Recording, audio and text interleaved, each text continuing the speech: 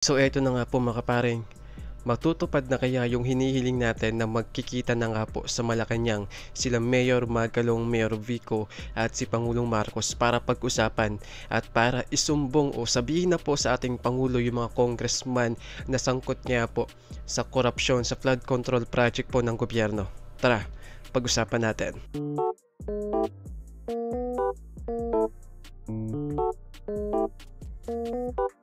What's up sa inyong lahat mga kaparing. Bago po tayo magpatuloy, huwag po kalimutan na mag-like at subscribe sa atin pong YouTube channel at maraming salamat po. Pakihit na rin po ang notification bell para updated po tayo sa mga bago po natin mga upload.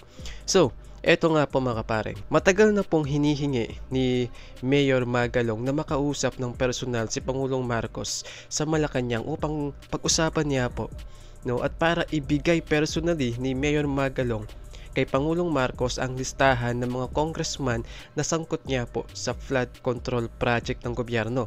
So meron na pong listahan itong si Mayor Magalong, habang si Mayor Vico naman ay meron na pong listahan kung sino po yung nagmamay-ari ng ilan sa mga kontraktor na binanggit niya po ni Pangulong Marcos. So kaagad-agad kumbaga forthwith, no, in-expose po kaagad ni Mayor Vico kung sino po ang nasa likod ng mga kontraktor na nabanggit po ni Pangulong Marcos na sangkot po sa anomalya sa flood control project ng gobyerno, habang si Mayor Magalong naman kaagad pong nag-imbestiga at meron na po agad siyang listahan ng mga congressman na sangkot nga po dito. At yun nga pong iniintay natin, ang pagkaharap ng tatlo sa Malacanang para pag-usapan, 'di ba? At marami din po ang humihiling na sana kunin ni Pangulong Marcos si Mayor Magalong at Mayor Vico para po mag-imbestiga, no, dito po sa anomalya na ito sa flood control project ng gobyerno. Kasi imagine po natin Nang hiningi ng Malacanang kay Baguio City Mayor Benjamin Magalong ang mga pangalan at impormasyon tungkol sa mga kongresistang kumi-kickback umano sa flood control projects. Nasa frontline ng balitang yan si Maricel Halili. Hawak daw mismo ni Baguio City Mayor Benjamin Magalong ang mga impormasyon tungkol sa mga kongresistang kumikickback sa flood control projects. Ito ang ibinunyag ng alkalde sa panayam sa kanya ng programang Failon at DJ Chacha sa True FM. Marami na rin nakikipag-ugnayan sa akin para magbigay ng information. Kailangan pa ng evaluation. Pero ako na nagsasabi na very credible. Dahil dyan, bukas si Magalong na siya mismo ang manguna sa investigasyon ng mga kinurakot na proyekto kontra baha. Pero sabi ng palasyo, hindi na yan kailangan. Sa halip, pangalanan na lang daw ni Magalong kung sino ang mga nangungulimbat na kongresista. Maaari niya po ito maisumiti agad-agad sa ating Pangulo para yung sinasabi po nilang 67 congressmen at mukhang sila ay identified na ni Mayor Magalong.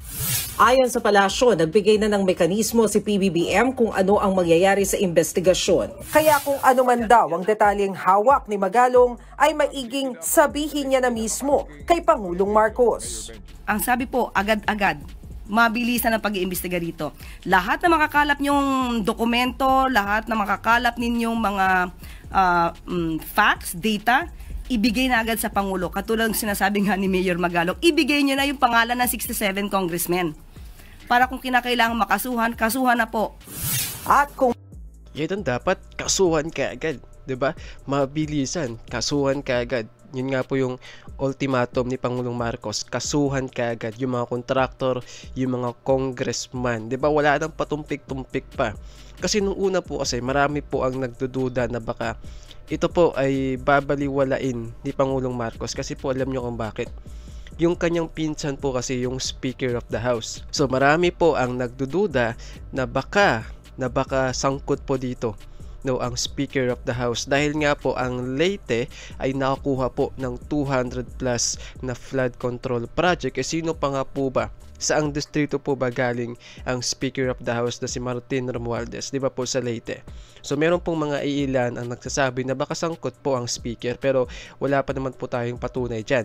Kaya siguro dahil sa ayaw ilaglag ni Pangulong Marcos yung kanyang pinsan. Yun po yung sabi ng mga DDS, ng mga Duterte supporters at mga iilan. Pero yan po ay wala pa naman pong patunay. No, at doon nga po grabe, 66 congressmen ang sangkot dito sa anomalya na ito.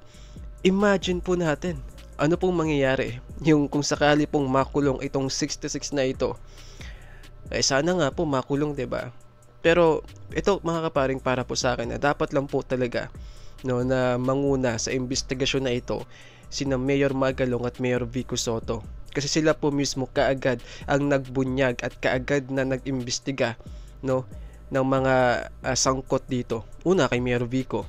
Kaagad niya pong in-expose si Sara Diskaya na nasa likod po ng mga kontraktor na binanggit po ng Pangulong Marcos. I guess mga 5 o 6. Andyan yung St. Timothy, yung St. Gerard Construction, and so on. Tapos si Mayor Magalong, kaagad pong nalaman na imbestigahan na may mga congressman pong sangkot dito. At hindi po biro to kasi sobrang daming congressman po ang sangkot sa anomalya na ito. Sakali man po na magkausap na si Pangulong Marcos at si Mayor Magalong at si Mayor Vico, tapos malaman na po kung sino-sino yung mga congressman, well, asahan po natin na sana makasuhan po kagad, matanggal sa posisyon at kasuhan, ikulong, tapos bawiin po yung pera kung kinakailangan bawiin yung mga ari-arian nila na medyo wala pong sapat na dokumento kung saan nanggaling yung pera, yung pondo, 'di ba? Gawin natin kasi pera ng taong bayan, ninanakaw lang ng kung sinong mga congressman na ito, mga kontraktor na ito. 'Di ba? Dapat meron pong managot dito. Dapat maging pangil, ang ating pangulo para panagutin ang lahat ng mga sangkot dito, kahit mga politiko pa 'yan, 'di ba? Kasi nung una po, sabi po ng Malacanang, dapat daw po gayahin si Mayor Vico dahil kaagad niyang in-expose yung nasa likod po ng mga kontraktor na binanggit ni Mayor Vico. 'Di ba? Kaagad niya pong in-expose kung kaanong klaseng tao yung mga Diskaya, 'di ba? Kung sila po ang nasa likod ng ilang mga anomalya na proyekto. So dapat pong tularan si Mayor Vico. At ganoon din po kay Mayor Magalong dahil kaagad po, no hesitant, kaagad po siya nag-imbestiga at nalaman niya po kaagad at siya po mismo nag-volunteer sa kanyang sarili na pangunahan ng investigasyon. So sana po mangyari to. Sa ngayon po kasi hindi pa nagkikita itong tatlo, pero marami po ang nag-aasam na sana magkita po ang tatlo sa Malacanang para pag-usapan na, para magbigay ng mga impormasyon para iparating po sa ating Pangulo kung sino yung mga sangkot dito, 'di ba? Na marami po ang nasa likod nito at sana po mangyari na yon. At kasuhan na dapat na makasuhan. Consolidate ko lang yung mga ebidensya namin at yung mga leads. And then personally, we're going to march to the office of the President. Naghahanda ng makipag-usap si Baguio City Mayor Benjamin Magalong kay Pangulong Ferdinand Marcos Jr. Siguro next week. Tatapusin lang namin next week.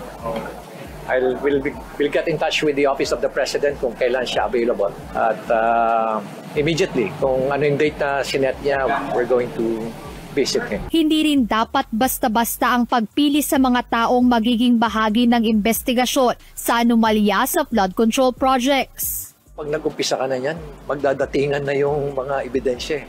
People will volunteer to submit pieces of evidence. So, ma-overwhelm ka ng ebidensya. Kaya kailangan mo talaga magkaroon ka talaga ng opisina. Tapos, alam mo, document exploitation. Malaking trabaho yan. Maniwala ka sa akin. You will be flooded with pieces of evidence. Kaya talagang paghandaan yan na mabuti. At talagang maayos na structure talaga. Hindi basta-basta.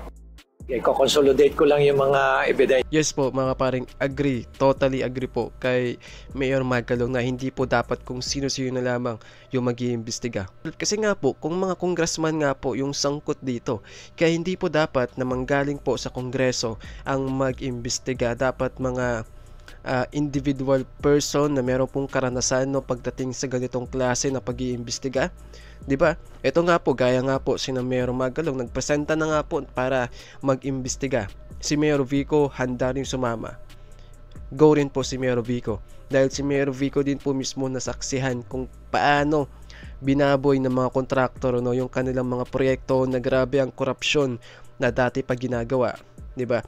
So, kung itong mga taong ito mga paring na meron pong background sa pagiging good governance, transparency at wala pong bahid ng anumang korupsyon, ay dapat po talagang pangunahan ng pag-iimbestiga dito.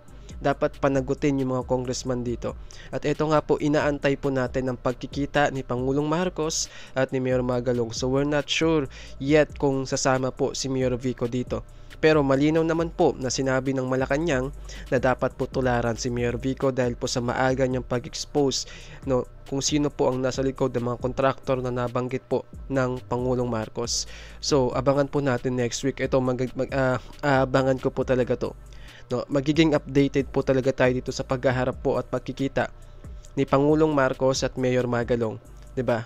Ito yung mga klase po ng tao na kailangan po natin. Ito po yung mga dapat na atin pong inilalagay sa mga matataas na posisyon ng ating bansa. Hindi kung sino-sino na lamang. Sadly po, hindi ganun kasikat ang pangalan ni Mayor Magalong. Kaya kung sakali kahit gaano po kaganda ang record ni Mayor Magalong, transparency, good government, etc. and so on, hindi po siya papalarin. Kasi alam niyo po kung bakit? Ayaw po ng majority ng mga Pilipino, lalong-lalo na po yung mga nakakatanda po sa atin. Ayaw nila sa mga ganyang klaseng tao. Basta't hindi ka alyado ng mga Duterte, hindi ka alyado ng mga Marcos, hindi ka nila iboboto. 'Di ba? Basta't kung kaalyado ka ng mga Marcos, kaalyado ka ng mga Duterte, kahit wala ka pang alam, kahit ikaw pa ang pinakatangang politiko, iboboto ka pa rin nila. Kahit magnanakaw ka pa, kahit may bahid ka ng pagnanakaw, wala silang pakialam, iboboto ka pa rin nila. Kasi nga, kaalyado mo yung mga idol nila, 'di ba? Pero ibahin po natin ang sitwasyon ngayon. Dahil napakalakas na po ng puwersa ng mga kabataan na matalino na po sa pagpili ng tamang kandidato. So, abangan po natin mga paring ang update po dito, ang paghaharap ng ating Pangulong Marcos at ni Mayor Magalong. At sana po talaga managot na ang dapat managot. Kung kinakailangang ikulong habang buhay, sayang wala nga lang death penalty sa mga kurapino. Kung meron lang, napakadami nun. Pero yun nga po mga paring, bago tayo magtapos, don't forget to like and subscribe. Bye!